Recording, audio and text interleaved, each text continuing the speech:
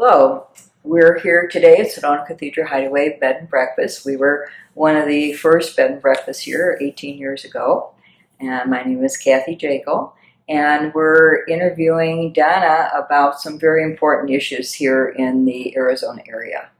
Thanks for coming. Oh, Kathy, thank you for having me. What a beautiful location. Thanks, I appreciate that. Can you tell us about some of the things that you've been focusing on in the past years that you have been here and helping our wonderful state?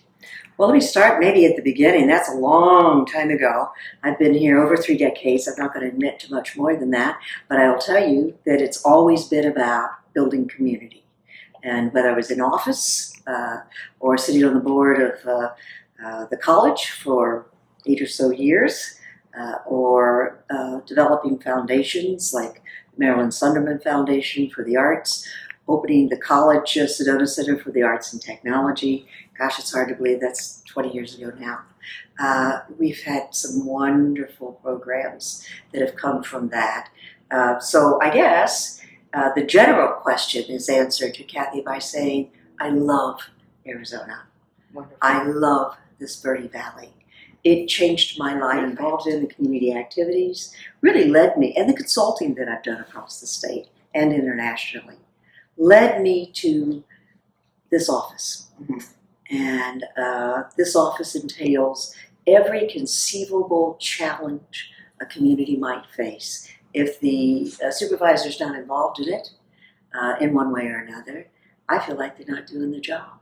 You know, that's what I mean by the bar can be raised. We can do better. This is not a political plum for me. This is a calling to deliver to our constituents and state. And that's just what I've been doing.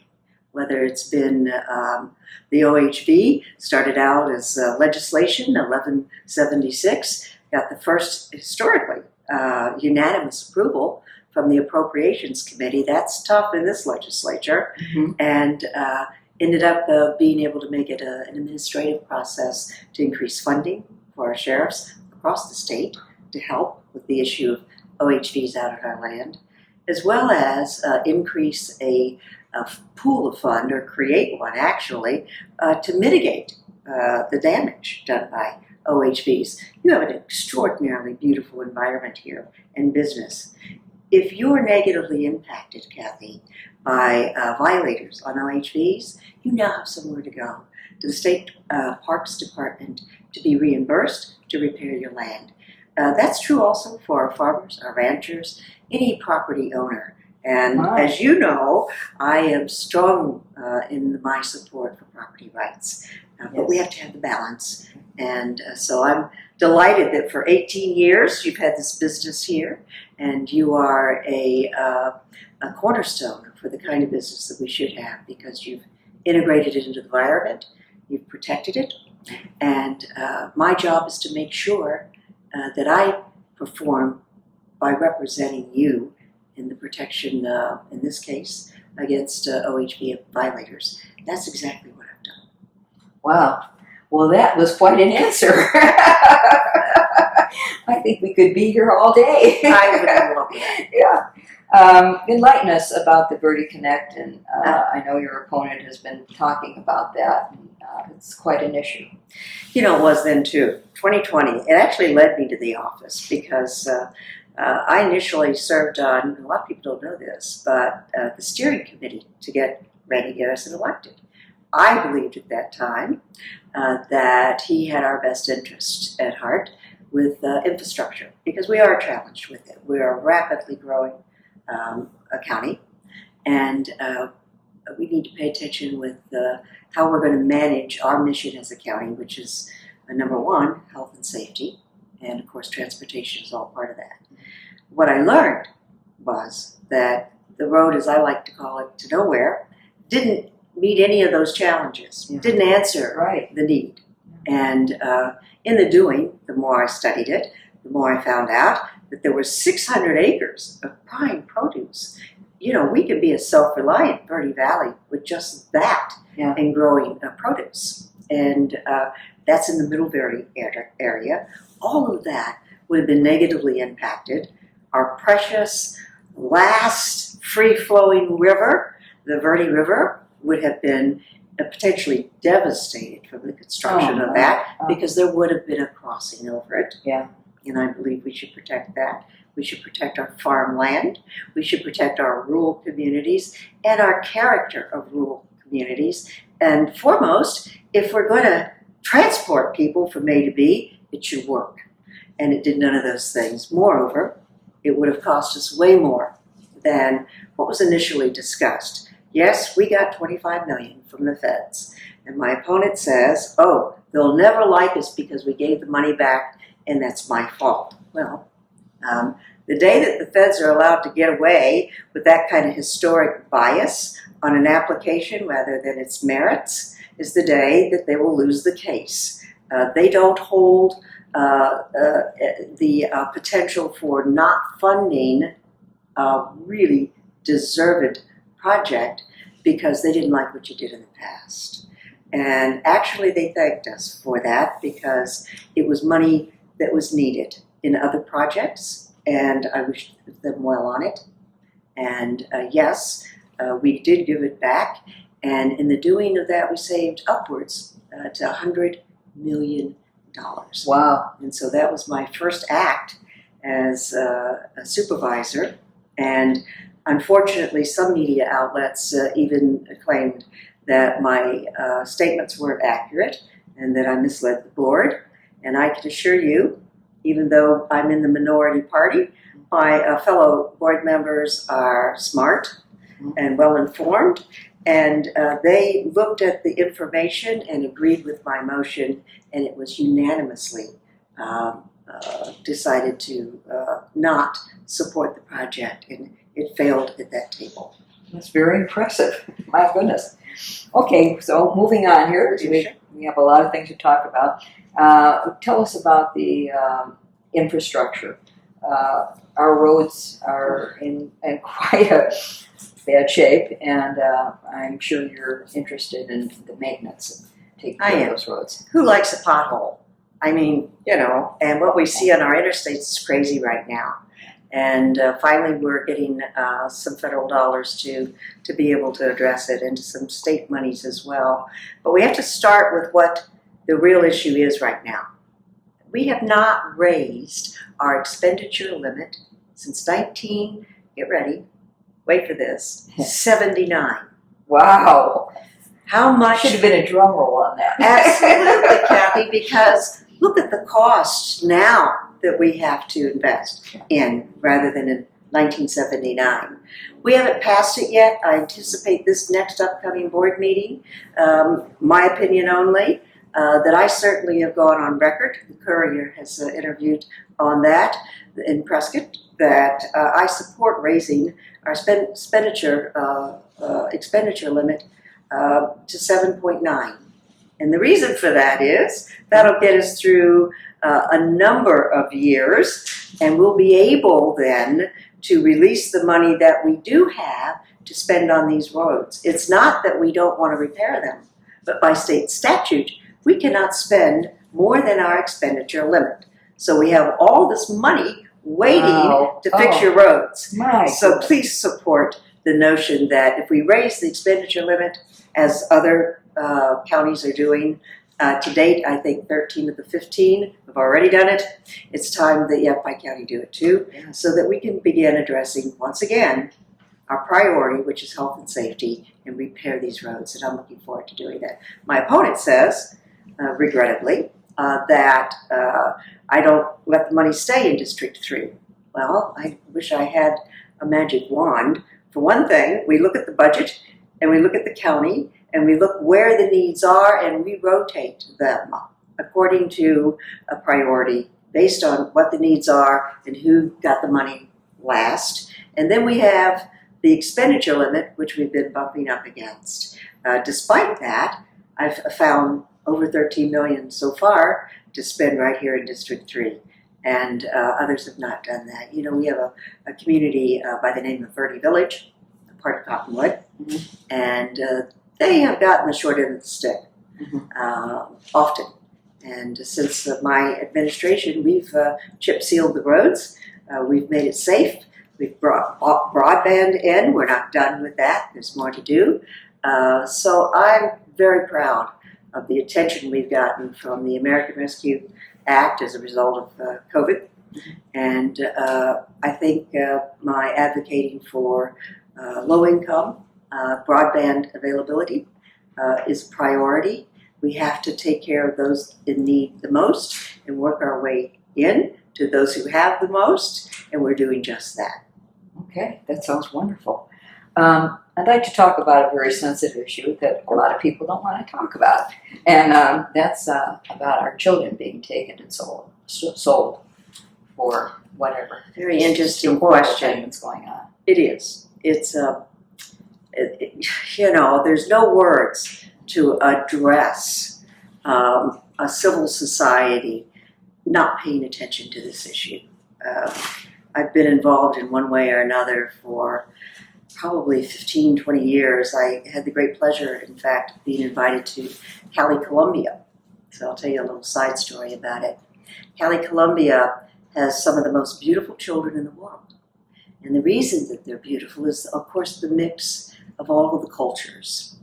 And so there's an advocacy for our diversity, which I fully support having in our communities. But the sad story is that because they are so beautiful, businessmen make that the number one place they go to have sex trafficking. Mm-hmm. And when I found out about that, I visited at their invitation. I had federales all around me because it was a very dangerous environment. Yeah. And the machine guns noise in the not too distant area. Oh my. And but I got to talk to these children. Mm-hmm. And ask them through an interpreter. I wish I could have spoken directly with them.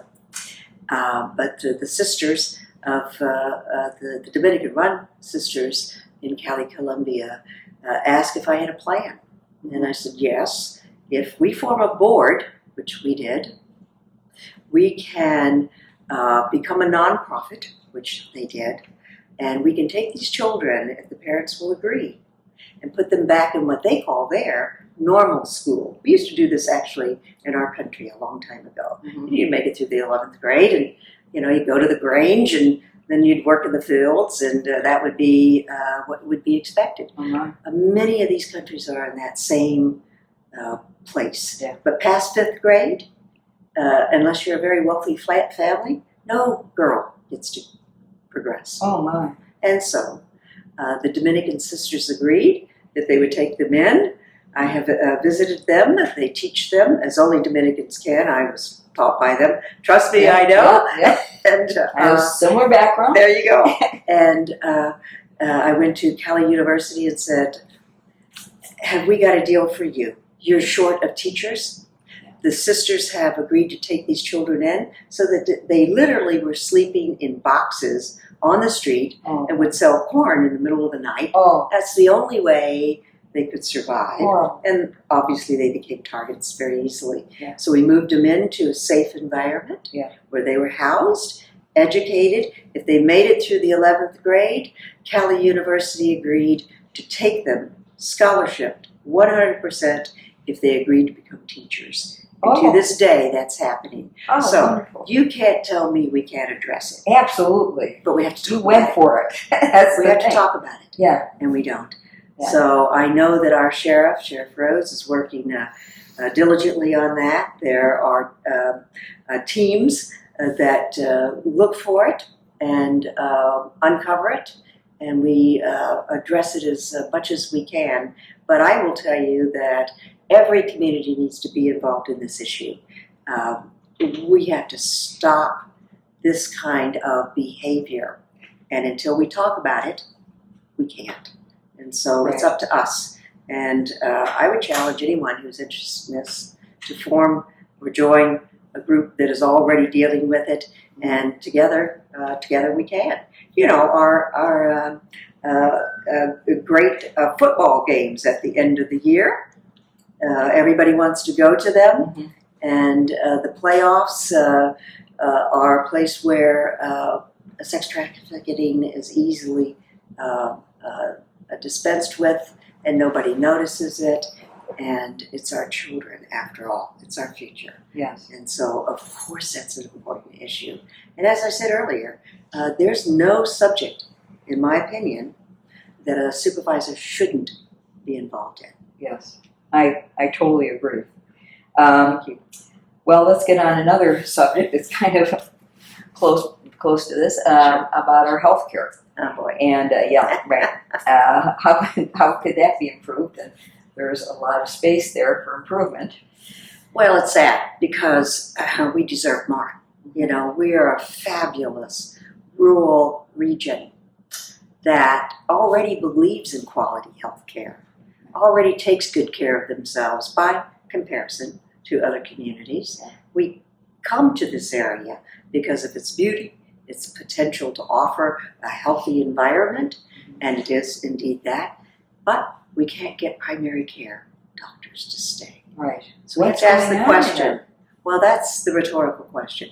Why is that? Yeah. And so I have challenged Northern Arizona Healthcare. I hope you've read my op-eds. If you haven't, please make sure that you do. I have a link in one of them about breast cancer, which is near and dear to me. And the link is the NBC Lester Holt interview and episode on what they are not doing to address the subspecialty of fellows for mammography. You have to have pros doing that. You have to be specialized in that. Yeah. And in rural Arizona, we deserve that. Having OBGYN physicians, I had the great good pleasure of working across the aisle with Selena Bliss, representative for LD1, and we tried hard to get a few $1 million to be able to support our OBGYN physicians. We were not successful. That doesn't mean I'm going to give up. All right. I'm sure you're not. That gives you some example, but I will tell you that if you're as concerned as I am, I really do invite you to call my office. There is a process ongoing right now. It's a vote of no confidence, and as soon as we have the numbers right in that, just like the referendum that stopped the Taj Mahal from being built in Flagstaff, we had over 7,000 signatures for that. We need to look closely at what we can do in the Verde Valley for a regional medical center. I mean, why in the world would you go up the hill if you've had a stroke or had a heart attack? You need to go down from altitude. Right. And so there's lots of good reasons to advocate for a Verde Valley regional medical center. And I'm not about to give up on that. Very good, because we had to go up the hill. Totally, you know. Totally understand all of what you're saying. It's very good. It's amazing.